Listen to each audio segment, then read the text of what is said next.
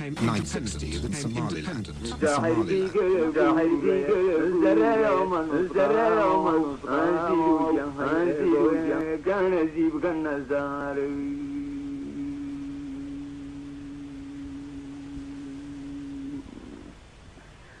جديدة سبان خلن كانوا سوقيني إنسان جزاهينو زرم ويلو هلا خلايو زقل من تدروريو زيقدين قاميريو سقنا خانو عيني كيسو زاري على زمرق وقايا حدي قامي لزيو زاحر كي جلبوري زرعي من نسخامو انسيدو يا هيغو كان زيب كان زارو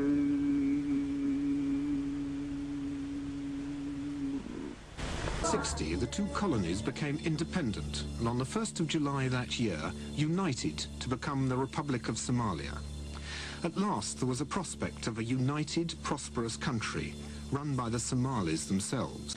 But many Somalis had divided loyalties between clans, generations and colonial influences. The armies marched differently. The legal and commercial procedures differed.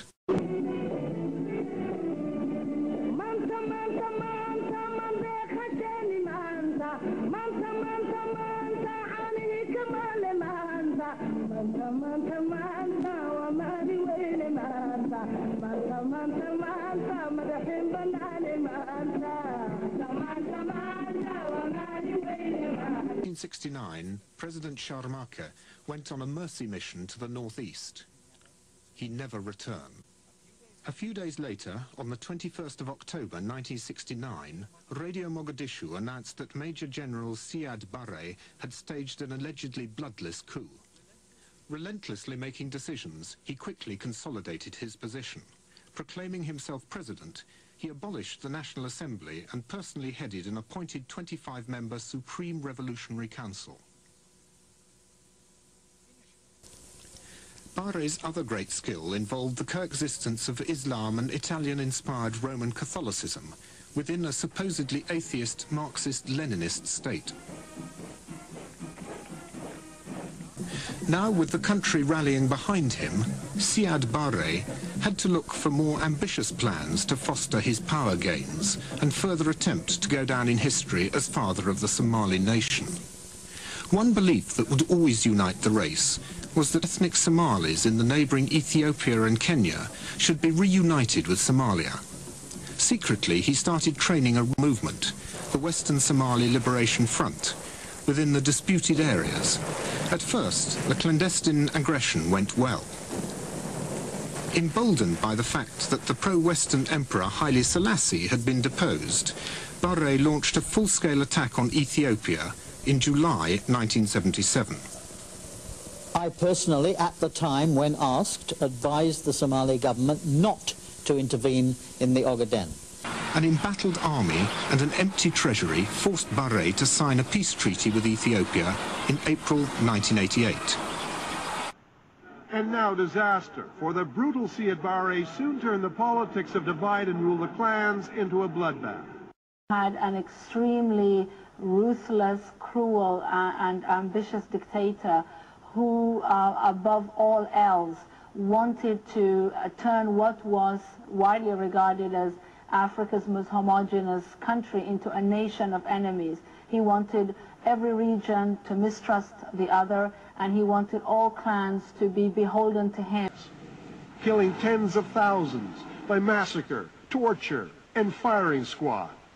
One of the leading historians of Somalia, I.M. Lewis. He was very knowledgeable about the clan divisions, and he exploited them. He armed those groups that he thought were friendly or supportive to him, and he encouraged them to fight his opponents. So there was quite a distribution of arms among the civilian population in the, let's say, the 80s, as Siad struggled to retain power. Barre found himself fighting his own people. Forced Barre, indiscriminate shelling terrorized the civilian population. Government forces indiscriminately mined areas where nomads congregated, particularly water wells. With British, its main towns are Hargeisa and Beral. The two regions merged when the country won independence in 1960. The president, Siad Barre, is in all but name a dictator.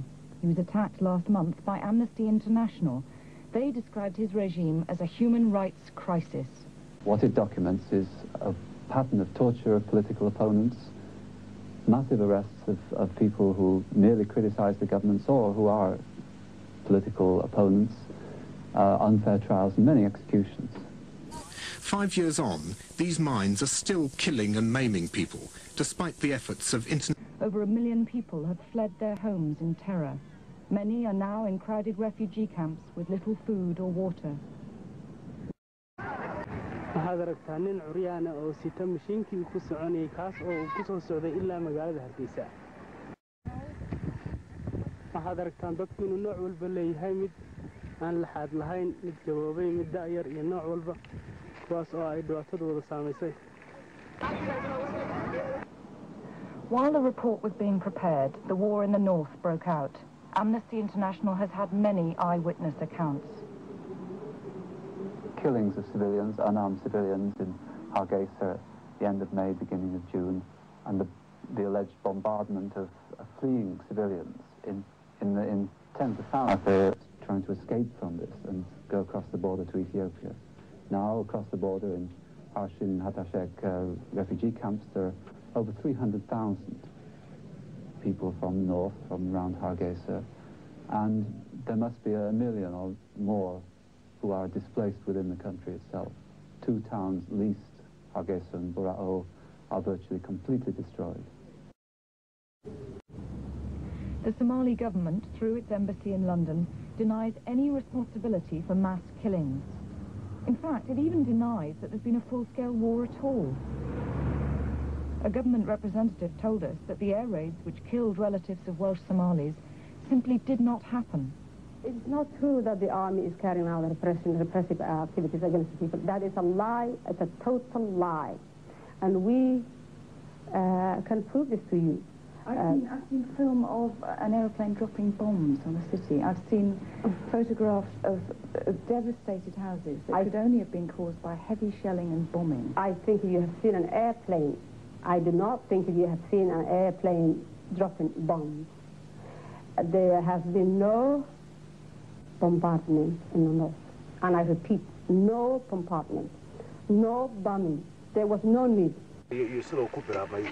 ummadda Soomaaliya cidna kama ay qarsoona waqtigiin inuu halganka Soomaaliyeed oo muddo dheer imika uu soconayay kaas oo lagu jiray nidaamka maanta ka dhisan dalka Soomaaliyeed oo muujiyay naxariis darro muujiyay qeyr mas'uulnimo muujiyay oo ku dhaqaaqay wax ka baxsan bani aadminimada ka baxsan dalkii oo dhaqaale ahaan iyo siyaasad ahaan baaba'ay ummadii xorriyaddeedii siyaasadeed iyo xorriyaddeedii bani aadminimo iyo tii dhaqaale iyo tii dadnimo mid walba heerka ay gaadhay laga wada dheregsan yahay halkan wuxuu dhashay inuu dadku dalka ku nool meel kasta ha joogay inuu xorriyaddiisa u dagaalamo inuu xuquuqdiisa u cashado inuu iimaankiisa diintiisa iyo dhaqankiisa